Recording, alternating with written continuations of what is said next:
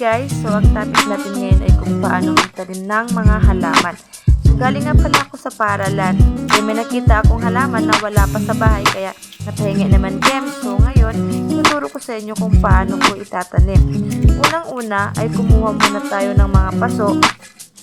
Kung wala tayong paso, pwede naman tayong gumamit ng mga plastic bottle o kaya Wilkins. So ako, dahil hindi pa dumating yung in-order kong paso, kaya ito muna yung gagamitin ko, yung mga plastic bottle. So ngayon, lagyan na natin ng lupa yung mga plastic bottle na hiniwa ko kanina. So bago po natin lagyan ng lupa, ay kailangan po muna natin butas-butasan yung puweta nito para hindi ma-stuck yung tubig tuwing magdidilig tayo ng mga halaman. So ngayon, nalagyan na natin ng mga lupa yung plastic bottle. So simulan na natin itanim yung mga halaman na hiningi ko.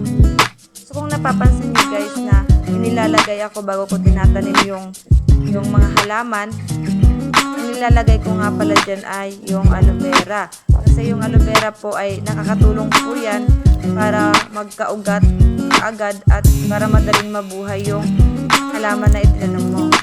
So ngayon guys, tapos na po natin na itanim yung ating mga halaman. So kailangan po natin silang diligan araw-araw.